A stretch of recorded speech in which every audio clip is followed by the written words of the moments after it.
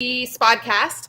We're going off topic a little bit. Usually we do vets I recommend, and I have a healer come on. I always say a healer because not everybody's a veterinarian that can be a really great healer.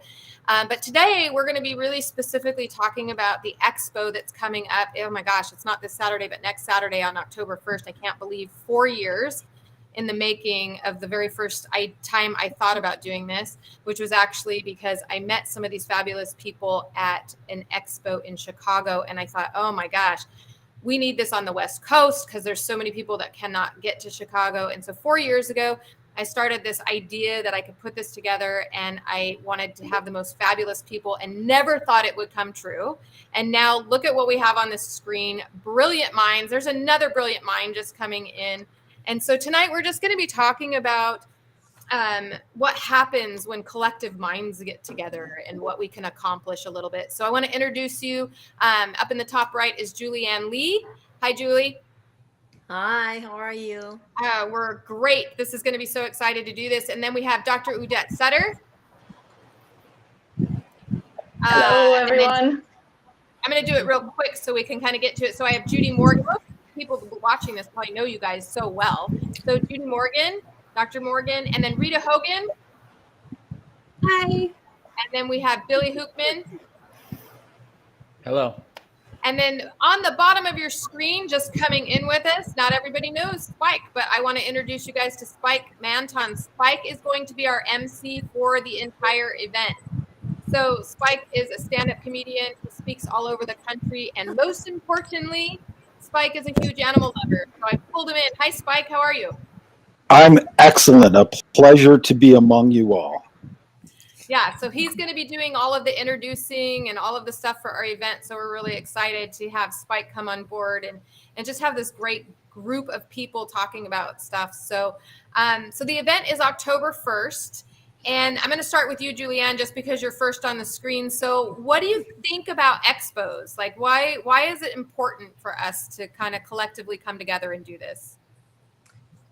I think we're not bombarded, because I don't mean it that way, but I think it's easy to get information, super easy to get information about our animals online, through blogs, books, whatever. But I think the energy of people getting together and working through stuff as a collaborative group, it's very different. Like the feeling that you get, the response, being able to ask questions, listening to somebody individually, sort of one-on-one. I think it helps to bridge a lot of questions that people have when they're reading stuff, like I said, it's amazing. It's so amazing. And thanks to everyone that gives out that information. But when you're listening to somebody one-on-one, or you're in someone's presence or energy, it's a very different way of learning. It's a very different way of absorbing, understanding. Yeah. I think it's just very different. Yeah. So Julianne Lee is with Adored Beast, and she's just brilliant when it comes to probably a lot of things, but most of us know Julianne from her expertise on gut microbiome health, which is really important. I love that you say bridge that gap, because it is hard if you're reading and you're trying to learn, and then when other people are learning along with you, you kind of can collectively ask questions like, oh, what did you think? And how did this? And so, yeah, I love that you talk about bridging that gap between what we read and what we learn when we're in a group setting. So important. Rita, you guys thought I was going to go in order, probably. Surprised me. So Rita Hogan is the herbalist that's going to be speaking with us at the event. We're super excited to have you there. What do you think? Things have been weird lately, right? We're all on Zoom. We're trying to grasp all this information from Facebook and all sorts of stuff. So what do you think about expos and what they can do for people? I love the vibrance of them. I love meeting people and answering questions. I think getting feedback and answering questions is one of the best parts of an expo. You come up with questions that you do in person, like they're just more interactive questions versus just, something put on social media or, and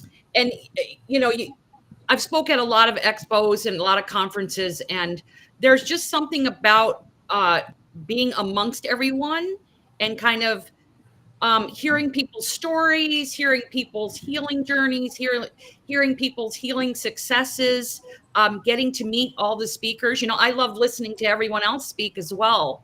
Yeah.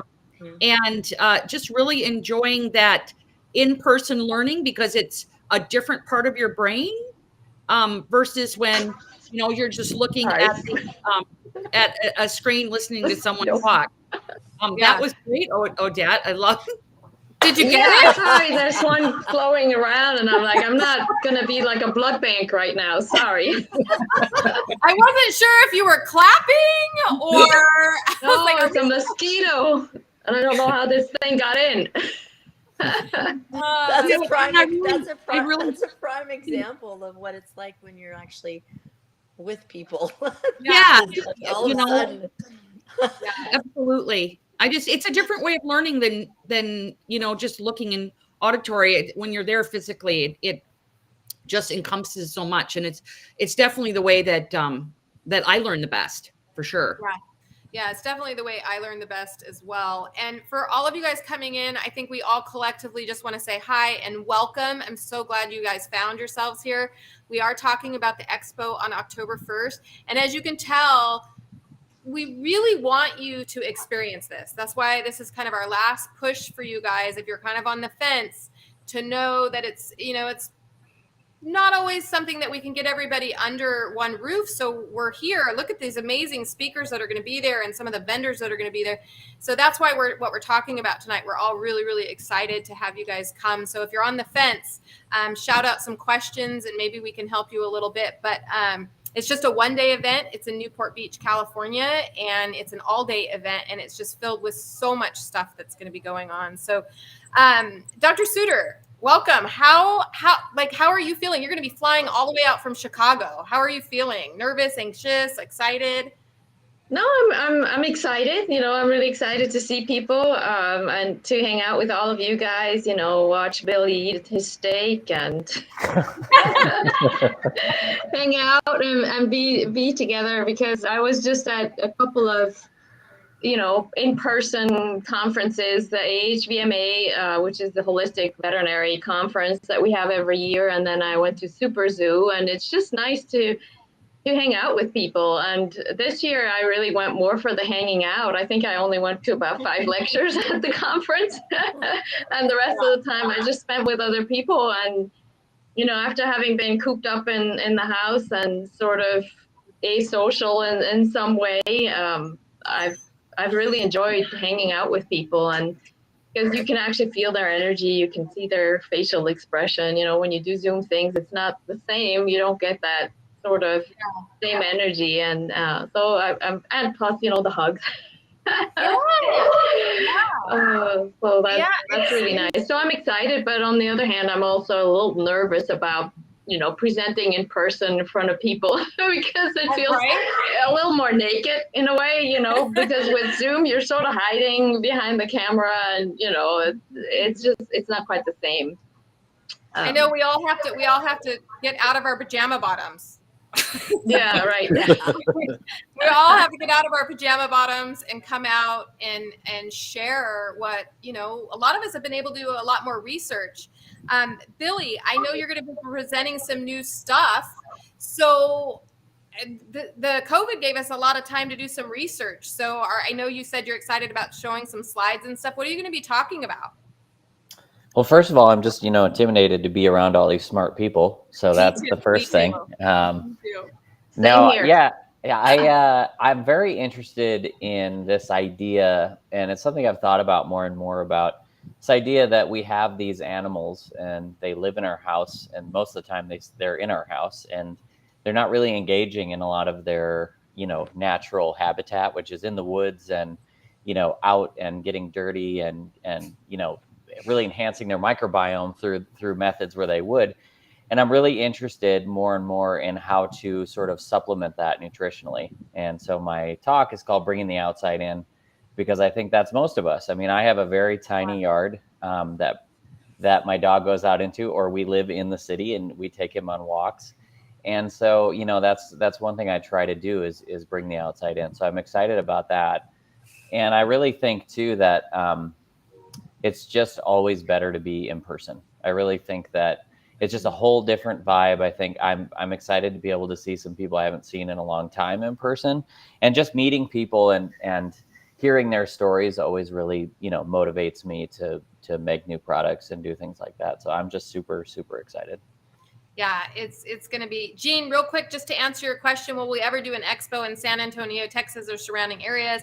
The goal is, yes, for us to kind of figure out where else we can kind of move these around and do it. But they're hard, and it makes it a lot easier for me personally, as putting an expo together in an area that I live nearby makes it a lot easier for me. But it's definitely something we need these all over, because they're very specialized, because we can go to pet expos. There's pet expos all over the country, but these pet expos are very specialized in education, and they're geared towards holistic minded and people who are looking for it. So yes, the answer to your question is fingers crossed. We hope. Yes. Dr. Morgan, welcome. I'm so glad to see you on here, and you're flying out, I think, on Thursday, right? We're actually flying out Thursday and back Monday. This is our first time flying since February of 2020. So 2.5 years. And we used to do 40 to 60 events a year. So this, I mean, that's a long drought. But we're actually leaving tomorrow morning for Myrtle Beach, South Carolina, where I'll be speaking this Saturday. And then we get home Monday and leave again Thursday to go out to you guys. And then a couple weeks after that, we'll be down in Georgia. So looks like we are back on track for hitting the road. And the question about holding events in more places, we are planning on doing a very similar event in Raleigh. Probably we wanted to do it this fall and ran out of time. So it's probably going to be late in the spring. So keep your eyes peeled for that.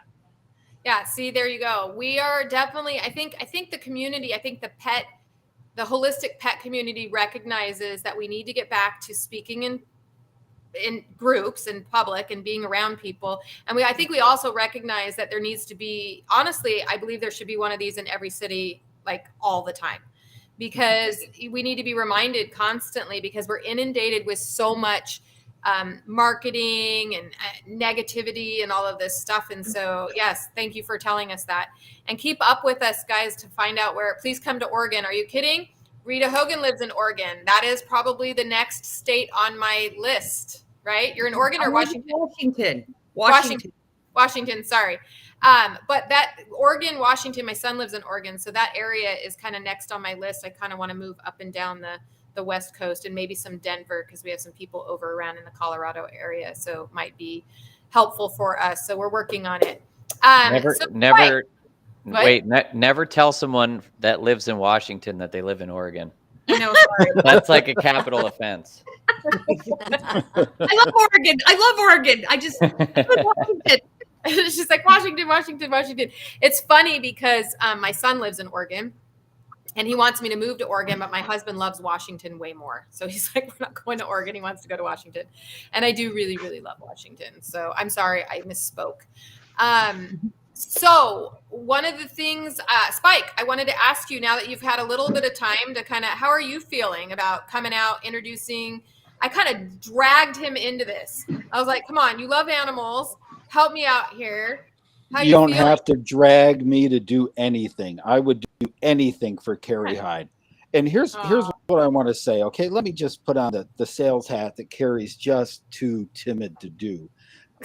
People, this is literally less than the cost of a trip that will in your future if you don't come and listen to these. This is just an incredible event that Carrie has put together.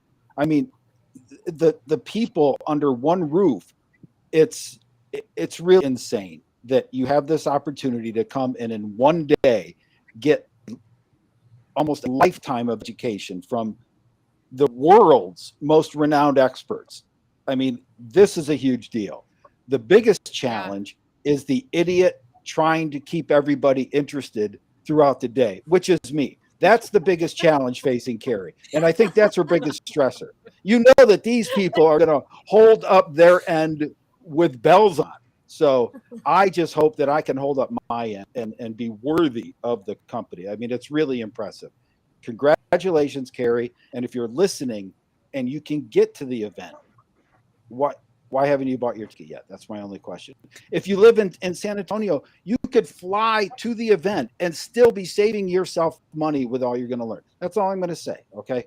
That is true. That is true. The amount of stuff we'll talk about. So Dr. Morgan, what are you going to be, thanks Spike I am a big baby chicken.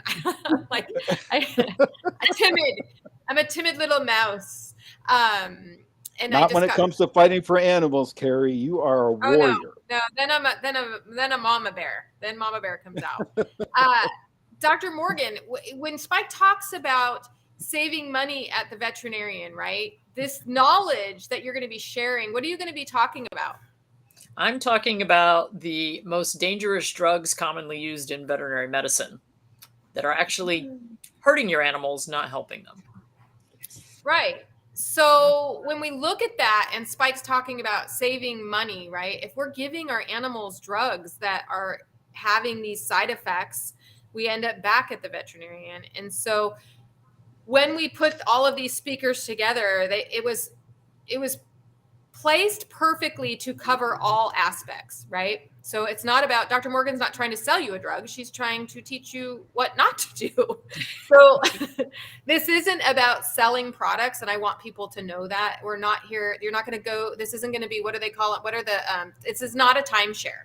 You're not going to sit down and try to sell you a bunch of stuff. If anything, I think we're collectively trying to sell you the idea that your pets can live longer and healthier without all of the back and forth to the vet every 5 minutes. I met a vet a long time ago. She was a really great veterinarian. And she said her job was to keep me out of her office. And I thought, wow, that's a pretty profound thing coming from somebody who makes their living off of me coming to your office. And I know that the people that I have brought together feel the same way, that, you shouldn't have to go to your veterinarian every other week for things that you might be able to do. So it's a pretty awesome feeling to have you guys on board with this, and pretty amazing. So Rita, herbs become a very important part of the puzzle, right? Well, a lot of times we think about nutrition, and I think people are starting to learn a lot about the gut microbiome. Thank goodness, thanks to Julianne. And Dr. Suter also is a great advocate for that. I remember when I first met you, Dr. Suter, she had a poop hat on. I thought, this is the lady I need to hang out with. There it is. There's her poop hat. Right, the poop hat.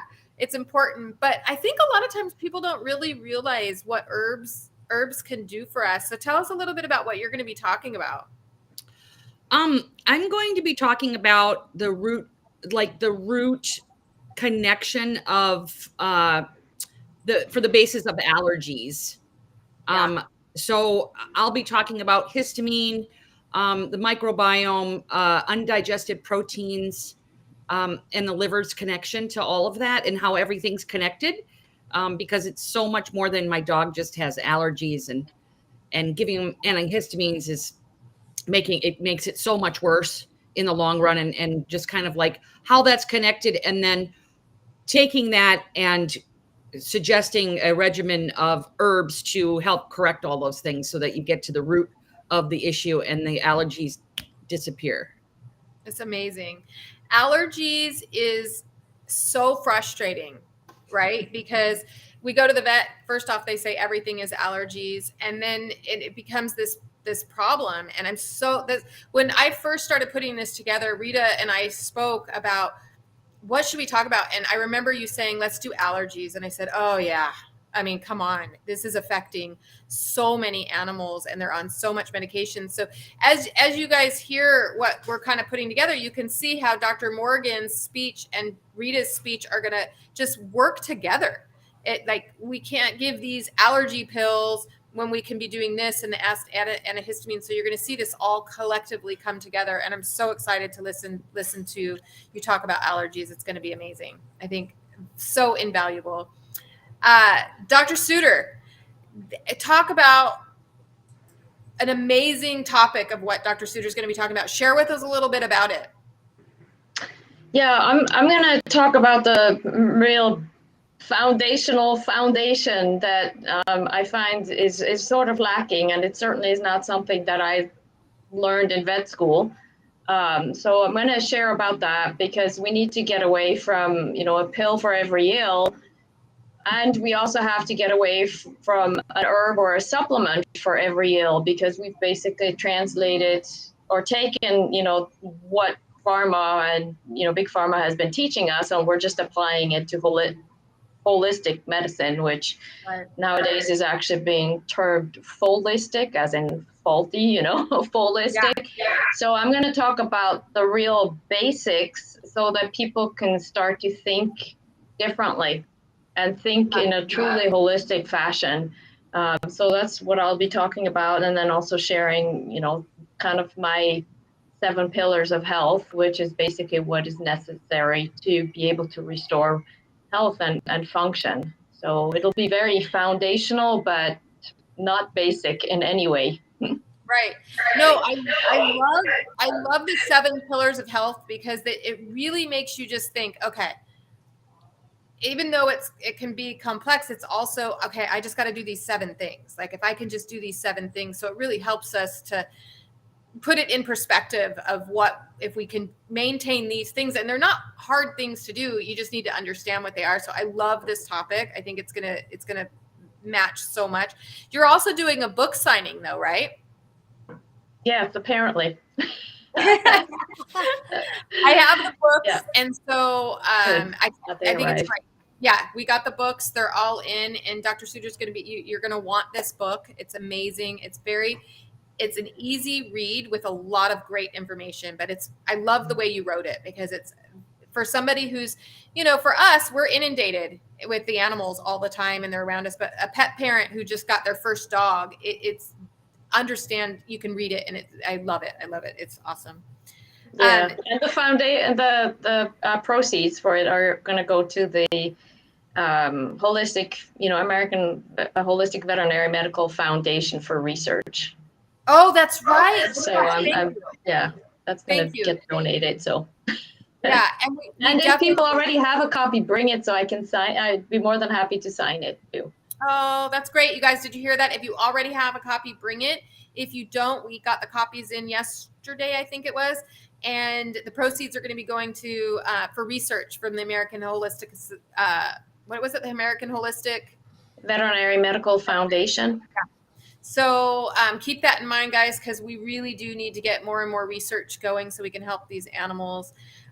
Julianne, I tell this all the time. I know it's a story I always share, but I heard Julianne speak in Chicago, and she gave this fabulous, fabulous speech about the ecosystem.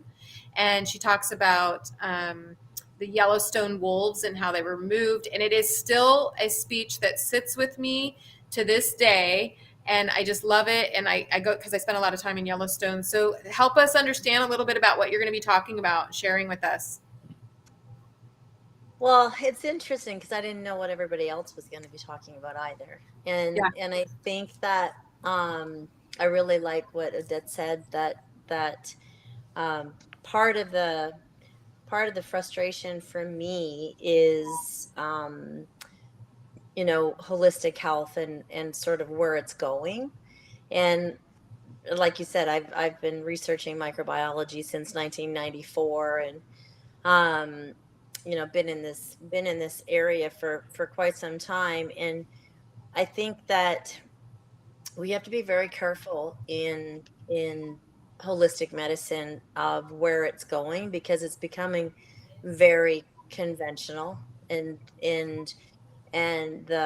what we're listening to is we're compartmentalizing things too much, in my opinion. So we're taking things and we're going, this is for this and this is for that, and it's very similar to Western medicine, only we're using more of a holistic approach. And that's really a basic way of saying that, because it at the same time, it's true.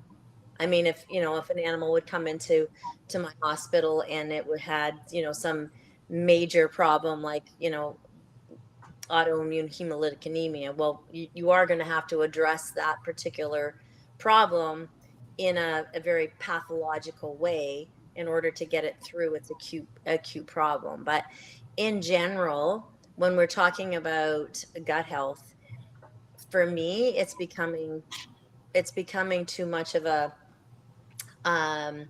it's hard for people to navigate through it and really understand it and not get too caught up with marketing and Yes.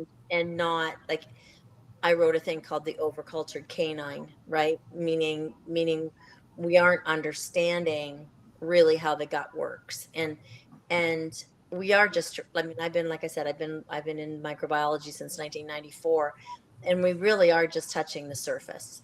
Like I feel like when it comes to natural medicine, we have to stand back a little bit and allow ourselves to learn what nature's teaching us rather than us feeling like we know nature more than it does or that we're manipulating it into our conceptual ideas of what research and understanding of the body is. So we're really in a time, I think we're in this gray zone that if we continue to go down this path, we're going to become too almost too commercialized. And that sounds funny coming from somebody that has a supplement company, I'm sure, but it's truly what I believe. And I don't go through a day without looking at evolving, right? Like evolving from Right. what I've learned for the last 30 years. And every single day I learn more and I understand more. And the more I'm learning, like I'm doing cancer research at Dalhousie University, and I'm a research nerd, but I learn the most when I'm in nature and I'm paying attention to what I'm seeing. So the Yellowstone Park thing is that someone had the idea based on science and based on research and based on what they assumed was the best for the park was that they needed to um, uh, eliminate gray wolves because of what they were doing to the park, and they felt that they were being very destructive with the wildlife, like the deer and the elk and the things like that in the park. So they removed them. They called them, and I think it was within 17 years, this lush, incredible, gorgeous park turned into what was actually classified as a natural disaster. The water dried up.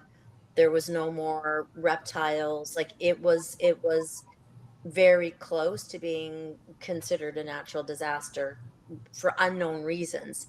And many scientists and researchers looked at what happened. They couldn't figure it out till finally a really smart, more natural biologist said, well, what actually happened? We gotta like look at like what's shifted. And the only thing that it was is that they were the last wolf was called, I think, in 1950. Don't quote me, 1959 or something. And so they started to reintroduce the gray wolf.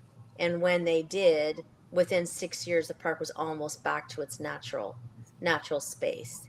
And I look at gut health very similar to that. Is that what's going to be great to hear what Dr. Morgan talks about, because we use these drugs and we try to eliminate our what we consume, what we think as scientists are bad, what our assumption and what's bad. And through our elimination process, whether you want to look at it as weeds killing bees, our weed killer killing bees, or we look at it with blinkers on Yeah. so much that we do such damage to our environment, to our world, to our bodies, to our animals' bodies. It doesn't really matter. So what I'm going to try and is sort of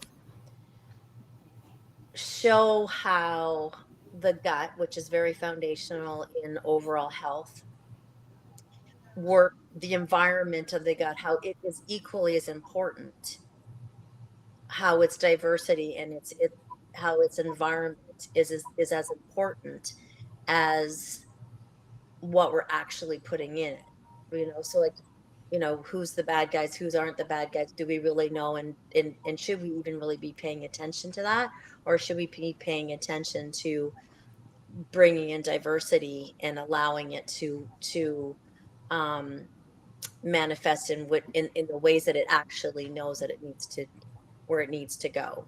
Like Yeah. our gut has wisdom that we will never understand in this lifetime, I don't think. Yeah. I mean, it's like the hormonal system also, right? It's just so complex that we can't expect to just know everything. It's interesting though, when you talk about the ecosystem and the gray wolf, we couldn't just go introduce the Shih Tzu to Yellowstone and have fixed the problem, right? And that's No. kind of what we're doing is we're like, oh, okay, well, a probiotic's a probiotic's a probiotic. A wolf is a dog is a dog is a dog. We can't just go, oh, Yellowstone's falling apart. Here's a Shih Tzu. It's a dog. And hope for, and maybe that gives people a visual of why it's so important to fully understand as much as you can about the ecosystem, so you don't introduce the wrong wolf, so to speak, right? Don't introduce, don't remove, like, just don't assume that we know as much as I think our one of our biggest problems is that we assume we know so much, Yeah. and we really don't. Right.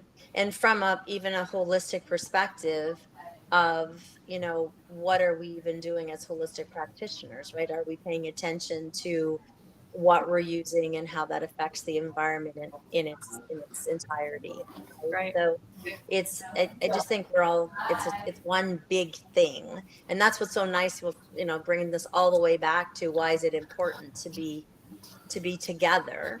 Yes. And to do a conference together. It's Right. because you can't replace that, like Dr. Sutter said, like she just went because she wanted to be with people. Yeah. She just wanted to be in that energy. It's like we're all little cosmos of environments, right? That feed off each other and get each other going. And Yeah. I think if people can come to this, I think it's really, really, it's vital for even not just their animals, but their own energy, and to feel supported as a person within a community of people of like minds. Yeah. It's important. Somebody asked if we're going to be doing any recordings. We are going to work on some recordings for people who can't make it, because it is important that we do our best to get this information to you. But I can't stress enough, if you can get there, touching, smelling, feeling, tasting, hearing, all of it together. There's going to be samples there. There's the things that you can look at and really dive into it. So while we are working on trying to do some recordings, I can't guarantee that. But before we get too far, I know one of the struggles that I see in this industry is people's misunderstanding of what it means to be a holistic veterinarian. So both to our two vets that are on the panel right now, or anybody can answer this. Can you, a lot of times people think, okay, if this is a holistic panel, which we would all consider ourselves that, then we must be, crazy and burning incense in the back. So sometimes people tune out because they think that it's not science-based or whatever it is. But to Dr. Morgan and Dr. Suter, can you explain a little bit about what we mean about being holistic-minded and what this panel is really all about? Go ahead, Judy. Sure. I kind of like, I don't like that we really separate and say, well, you're either a traditional veterinarian or you're a holistic veterinarian. I'm an integrated veterinarian because there's a time and a place for everything. And so there may be a time or a place, for instance, the autoimmune hemolytic anemia that Julianne mentioned. Well, if you've got a dog who's, taking its last breath because it doesn't have any red blood cells left, we better get a transfusion in, or maybe we get some immune suppressants or something to cut this thing off at its pass. But then we need to help the body to heal. And so I love traditional medicine for acute situations, traumas, that sort of thing, where it's like, okay, I got to fix this right now. And that's not to say that something like homeopathy or acupuncture or herbs or something else couldn't also be very helpful in that situation. But especially when we're looking at chronic disease, I think that we can do so much more with our complementary, I don't like to call them alternative, our complementary therapies to really help the body to heal. And I agree with what Julianne said, that we have to be very careful that we don't just all of a sudden say, oh, well, this is a dog with kidney disease, from a holistic standpoint, and so we're just going to focus on kidney disease. It's like, well, no, because we have to focus on the dog's environment, what's going on mentally, emotionally, physically, how are the other organs in the body being impacted. How do we balance all of that? I mean, for instance, my dog Stewie, my stage D heart failure dog, who also is now in kidney failure and also has protein losing enteropathy. Well, if I just said, oh, I'm going to worry about his heart disease, I got two other major problems that are probably going to kill him before his heart disease does. Right now, it's kind of a race between the three. So each day, somebody different is winning. But what's most important to me is not his long list of failures and diseases. What's most important to me is, how is he mentally? How is he feeling physically? And so we have to incorporate all of that in. We don't want to get so compartmentalized that we're only thinking about just this one thing. Like I got to keep that dog's microbiome in good shape, but that's one little piece of all the different moving parts with this guy.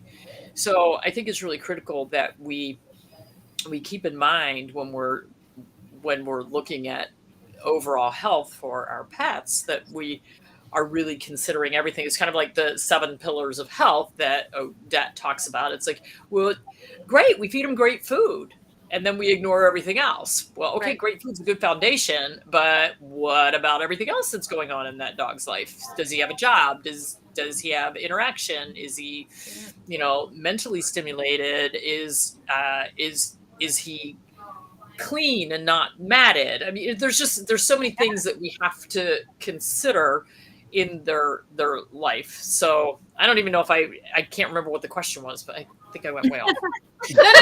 No, you exactly answered it, because I thought, if we have any new listeners, I worry, because there are those rabbit holes we can get down in. We've seen them all on Facebook mostly, where people become holistic and then they think that you can't do anything outside of that it's all or nothing. So I love the term integrative as well. I have unfortunately met some integrative veterinarians that I thought were confusing to me. So that's a scary term. People grab these terms and then they use them. So it's a little bit scary. And I wanted people to know that this event is not going to be teaching you to not use for trauma purposes. I just read online I can't remember what it was, but a dog got hit by a car. And then the person who runs the group was basically saying, don't do anything and just let time heal it, and don't take him to a vet, and very anti-veterinarian. And okay. So, that collapsed lung may or may not kill him, but whatever. Right. No, that's exactly the point I want people to know, is that's not this group.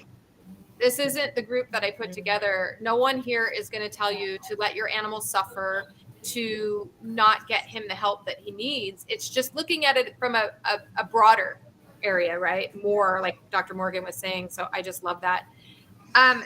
Billy, Billy, you came into this group as a pet owner. Were you holistic minded before? Can I give a quick story about please, Western medicine versus the holistic side? Perfect. So I had a very embarrassing sports injury recently, and broke one of my fingers very badly. And I was talking to one of my Amish friends, and I was like, oh, I'm going into the doctor next week or in a couple days to get surgery. And he was like, oh, you shouldn't do that. And I was like, why? And he's like, you should just let it heal naturally. I was like, I think I'll get it fixed. Actually, I think we'll go ahead and get that sucker fixed as opposed to, having a mangled hand. So I think that sort of applies generally. No, it does. I agree. And that's the danger zone, right? You can get into that mindset where you're so anti-doctor or anti-veterinarian, and that is not this group. So I want to make that clear to people who are coming. But it's a good question. Before I got, I came into this, I guess, as a dog owner when I had Lua. And before that, I wasn't really holistic or, conventional minded because I didn't really know anything about dogs or have any previous experience with a dog or really any pets, of any kind. And so for me, getting Lua at the time and asking the question, what do I feed this dog, has really changed my life. Obviously, it's my entire career and my entirety essentially of what I think about 24 hours a day, every day. And so it doesn't just, we do this stuff for our pets, but also that turned into, eating traditional foods for myself. And it turned into, my daughter eating traditional foods and going down that path as well in terms of our own health. And so I think it can be, a super transformative experience for everyone involved. Because if you make a change with your dog and you see that change, you kind of realize it can be possible, for yourself. And the other part too, there is, I think this group is like amazing at is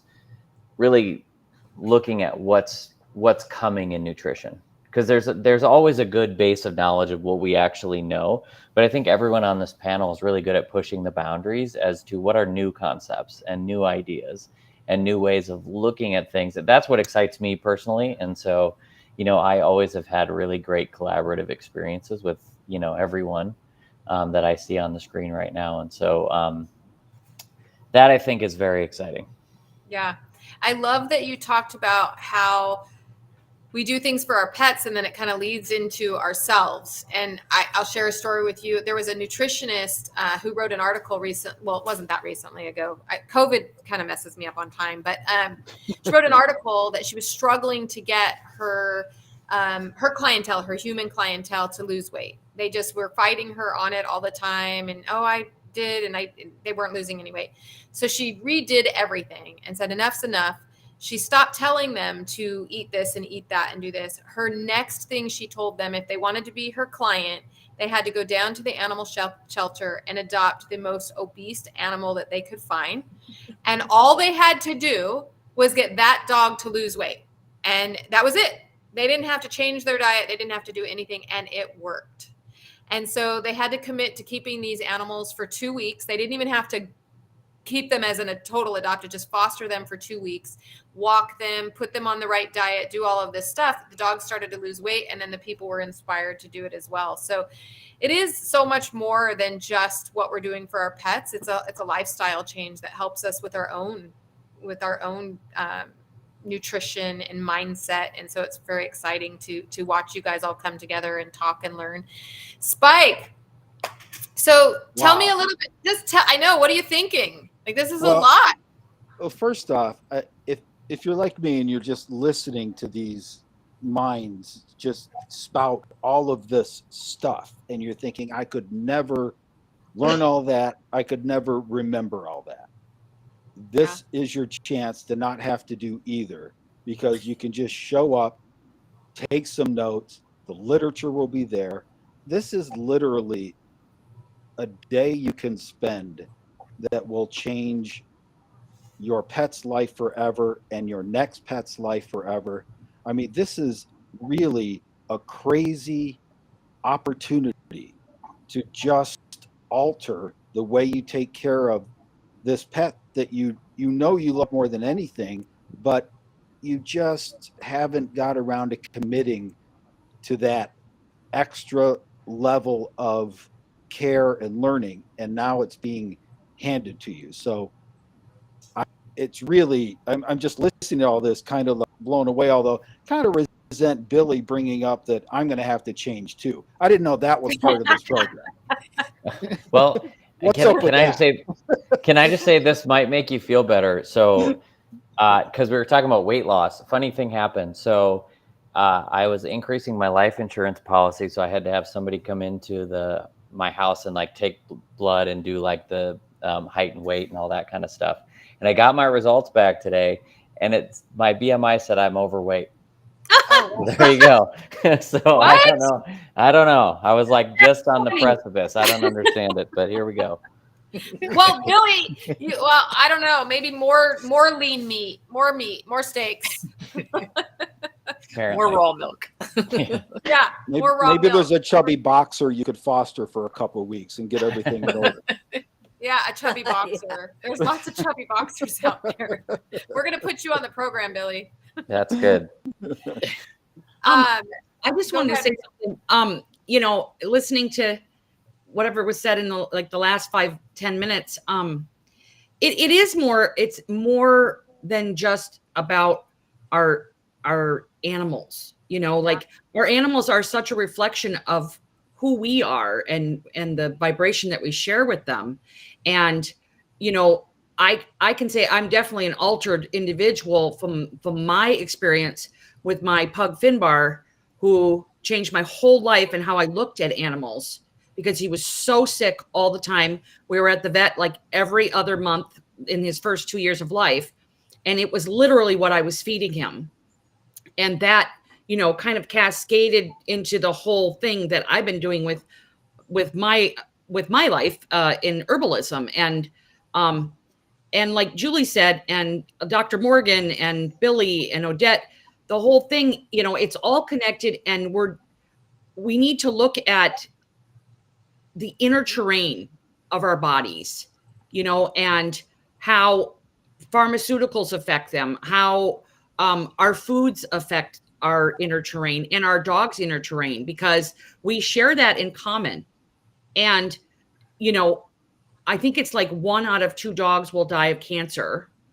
Is it 1 out of 2? I think it's 1 out of 2 now. That's what I And heard. It's actually a bit more. Is it more? Well, and then 1 out of 4 people will die of cancer. And I think it's really important to not only see our dogs in what we're doing, is to see ourselves, because obviously there's something running parallel between our domesticated animals and ourselves. Yeah. And we need to come together and look at this, because what we're doing as far as like looking at germ theory and looking at, you know, kill the germs, kill the germs, kill the germs, that's not working. We are not as smart as nature. But what we can do, like Julie said, you know, I learned most being with the plants. You know, it's the best way to learn herbalism is just go out and be with them and taste it and use it and look at it and see what nature is doing. And nature deals with its terrain, and we need to deal with the effect that what we put in our body and our dog's body has on our quality of life and our longevity. And I think that you can't separate the two. So, you know, not only are we trying to be holistic, but we're also trying to be integrative as far as how we take care of our health as well. Because you know, Western medicine saved my life 3 times so far in my 51 years. And I'm very grateful for it, but it did not add to the quality of my life. It didn't add to my healing journey as far as healing my body, and preventative care. That's where the integration comes into, you know, joining the holistic with the Western, and also joining the research with the anecdotal. You know, that, I mean, everybody is, as an herbalist, I come up against this a lot. Like, tell me why calendula is a bacteriostatic, and where is the research? You know, and how does it work to like balance out fungal infections? Give me the research. Well, a lot of herbs aren't researched in their natural form, because you can't replicate their constituents to a reliable format. So in herbalism, at least traditional herbalism, which, I learned herbalism from my dad. You can't offer that type of research where like, Billy is very good at research, right? And I'm very good at anecdotal, where I've learned in the field and learned by experience. And when you bring those two together, Yep. It's amazing. Yeah. So, sure. I think that's another thing that we are coming together to talk about and bring about and look at as well. Yeah, I agree. I hear so many times that the studies, but I always say this: every study started from an observation. Somebody observed something and thought that it might have anecdotal, that it might have had something, and then they start to do a study on it. So we can't discredit the fact that over years and years, through all sorts of different kind of communities, people observed something that worked, and maybe there isn't always a study on it, but you're right. When we pull those two things together, we can be unstoppable, and that's what I love so much about this community. So it is really late for most of you. Most of these guys that are flying in are going to be flying in from the East Coast and the Midwest. So I'm not going to keep you guys too long, but I am, since we had so many great listeners, and thank you guys so much for coming in and listening. We're hoping to see you, but we will end this with one question. It's the last question. Well, it's the only question we're going to be able to have time to answer. But what do you guys suggest for gas? Dog's already on a raw diet. I figure that's a good fun one to get That's to. a loaded question. Did you say gas? Yes, her dog is eating a raw diet, and her dog still has gas. So I figure let's answer one of these questions while we have a little bit of time. I'm going with fennel. Fennel. That's an easy one to try just right away. It'll get the gas out at least, but you have to figure out why the gas is happening in the first place. It's most likely something they're eating, obviously. Yeah. Well, there you go. Biome imbalance. What, Dr. Zutter? Biome imbalance, food sensitivity, inflammation in the gut, leaky gut. Yeah, figuring out what the cause is always the best, because then you can actually fix it rather than having to then continue to give things, to treat the symptoms, basically. Yeah, and just because someone's on And a raw to add to the holistic. Sorry, I don't know. There's a bit of a delay, so I'm not sure. Sometimes I feel like I'm missing some. I don't know if it's just on my end, the connection or something. I was going to mention that too. Is that that's one of the I think where we missed the boat when we talk about a raw diet or a species appropriate diet is it is only one part of it. So when people think my dog's already eating a raw diet and he has gas, then we feel kind of duped, maybe like, oh, they told me it doesn't. You might have to change that diet. You might have to alter that diet a little bit and figure it out. And I think that's what you were going to say, right, Rita, is that we can't just.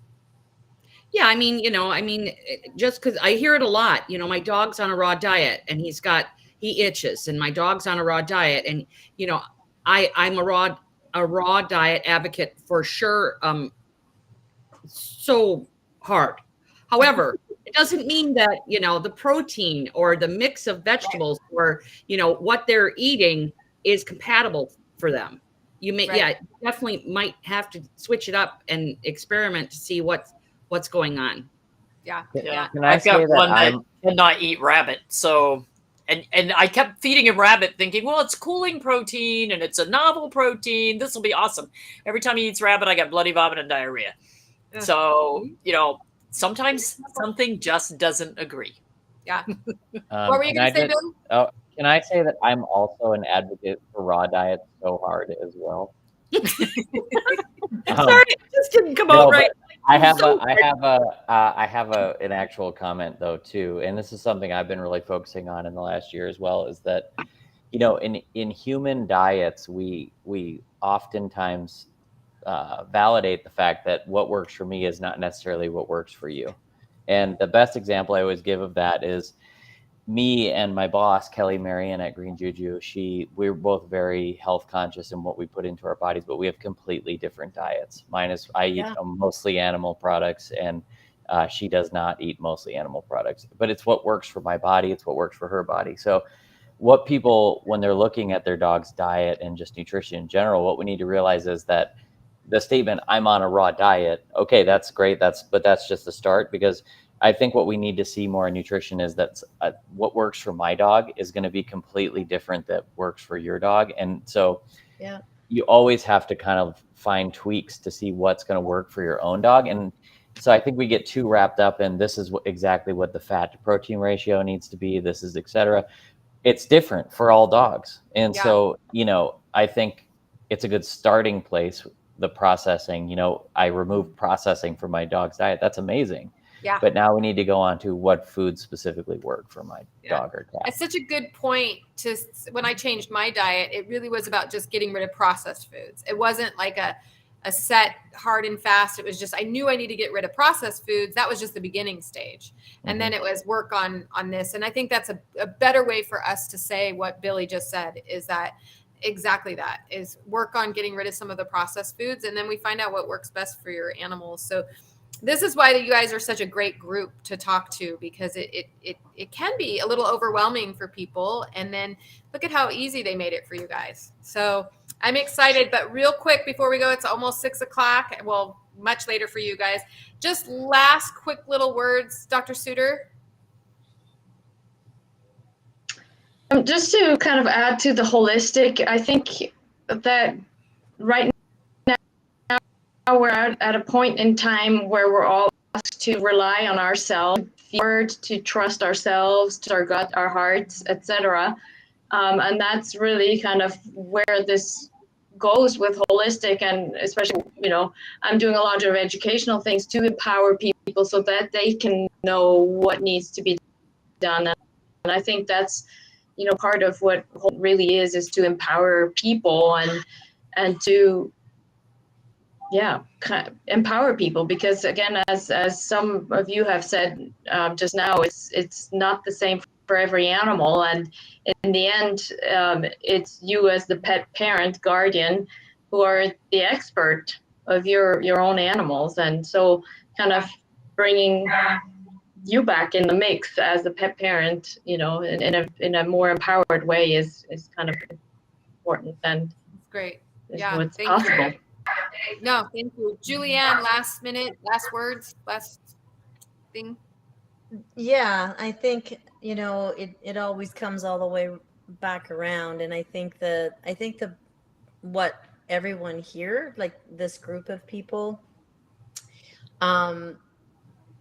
we do it in different ways. We teach things in different ways, and we all have our, our creative edge, and we all have our passions in one thing or another. But I think what's really important is just observation, right? We've been conditioned not to observe. And, when you were talking about, research always comes from observation. And I think that observing our animals, we aren't taught how to do that. We're not taught how to pay attention and how to be in the moment, and we're taught more how to disconnect and how to look outside of ourselves, outside of our animals. And I think that this panel here is one thing that people will walk away with, is that how do we learn to pay attention to our animals and observe so that we can navigate their health, that we aren't giving their health over, whether that's to a holistic vet, a conventional vet, an integrative vet. It really doesn't matter. It's like your pet, your dog, your cat, your horse, whatever, better than anybody does. And how do you even learn to do that even more? By being able to see subtle differences and being in the moment and being able to understand what's healthy, what isn't healthy. I don't think a lot of people even know that. So I think people are going to walk away having a better understanding of what does it mean to even be empowered. What does that even mean? It's like we're all going to give them tools, and they're going to walk away with what resonates with them. So how we're all different with eating, every single person's going to walk away going, oh my gosh, that was like a super aha moment for me.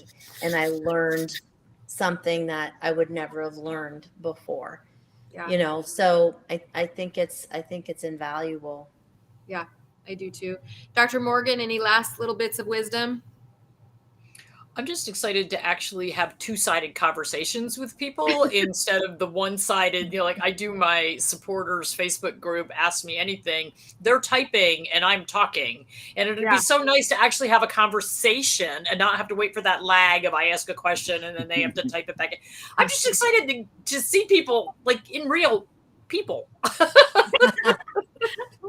Yeah, the hug, just the hello, the handshake, whatever it is. Being able to have a conversation, and if somebody asks me a question and I'm giving them an answer, but I have more questions, I can actually ask them right there, right then. So it's, for me. Plus, anytime I go to an event where there's a bunch of us speaking, I learn so much from the other people.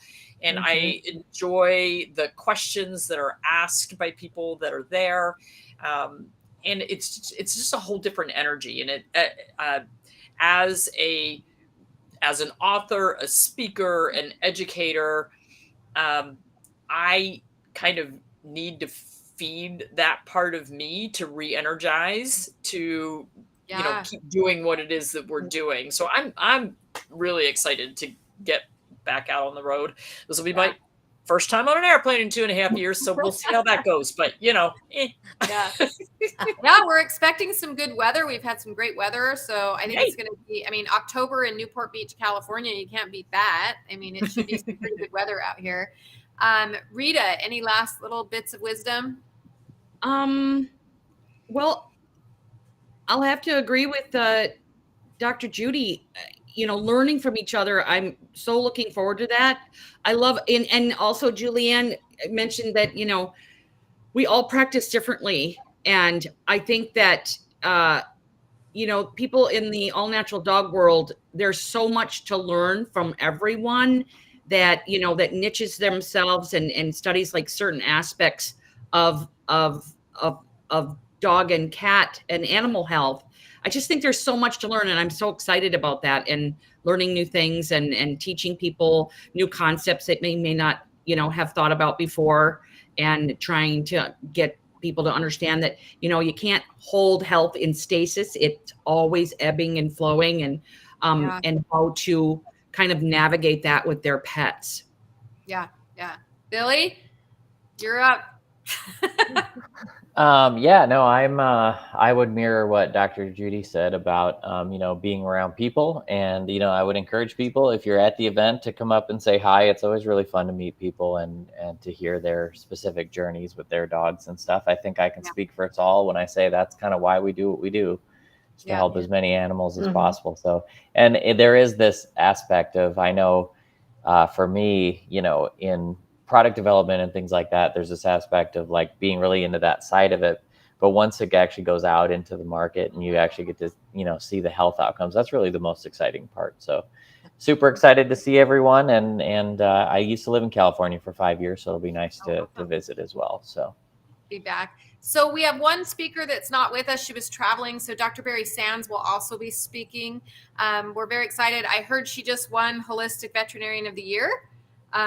So very excited for her, and pretty awesome. So, Spike, you're going to be leading this group. How are you feeling? You got any wisdom for us, or anything we should be expecting from you? You are much too sharp to be asking for words of wisdom from me. But I will say this, on many of Carrie's podcasts, which I highly recommend, she will emphasize enjoy your pet today. That message of, enjoy the joy of your pet. And I think about that a lot. And it really kind of refocused me. When I heard you say that, I thought, I don't take that moment sometimes like I should, right? And if you take that moment and you really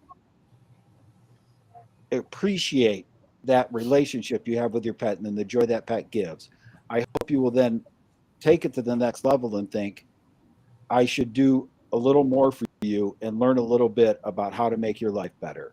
And Yeah. these people will help you do that. And it's going to be a great day. And it's really a privilege and a thrill to be part of it. I hope I can hold up my end. I will see everybody in Orange County. Yeah. Well, everybody, for listening, thank you so much for being here tonight. We hope we're going to see you on October 1st. I couldn't think of a better group of people to really empower you. I think that's what I took away from this conversation about the Expo. It really is about empowering you and understanding what that means. And so as I'm listening to all of you speak, I'm just so excited because I know that I put together a group of people that will absolutely and truly empower you to speak up for your pet, be there for your pet, be an advocate for your pet, and really know what to do about it. It's so easy to say, you know, be your pet's advocate, but it's really hard when you're sitting in a vet hospital and you don't know and you're nervous and you just jump at things. And sometimes just knowing that you have a little bit of information that can make you have better decisions for your pet is really what we're all coming together to do, is to empower you. So I don't know who said it, but thank you for saying it. I think it was you, Julianne, I think we've all said it, but I really think that's what this event really is about. We called it Redefining Health because I think, as Julianne has pointed out, we've all talked about, is that we're not really defining what health means very well. And that's what I really want to come out of this. And that's why we called it Redefining Health. So Lori's in the background. I want to make sure a shout out and thank her, because without her, I would never be able to do this event at all. She's been just amazing for that, because I don't know how to do it. I just like animals and want to help them be happy. So I need to rely on other people. So Lori, I don't know if you can hear me, but thank you so much for putting this all together. To all of the speakers, you guys continue to educate me every day, and I'm just so blessed that you were willing to go on this journey with me. I don't want to start crying because I can be very, very emotional, but I mean it from the bottom of my heart. Thank you so much for coming on this journey with me. I'm very excited to see you all on Friday and just put this all together. It's just going to be so fabulous, and I appreciate it so much. To all the listeners, again, thank you so much. I'm sorry, I know some of you guys put in some comments. I did want to mention to the speakers, there was a lot of people, if you didn't get a chance to read them, that were just thanking you as well for all of the knowledge that you've shared. I wanted to make sure you knew that a lot of these listeners are writing in. Thank you so much for all of your help in their journey with their pets. So I want to make sure you guys knew that. You're doing a great job, and I really appreciate it. So we're going to go ahead and let you guys go. I kept you on a little bit late. I'm so sorry. So I will see you guys in 2 weeks. All right. Sounds good. Thank you. Bye, everybody. Thank you. Bye. See you guys soon. Bye. See ya. Bye.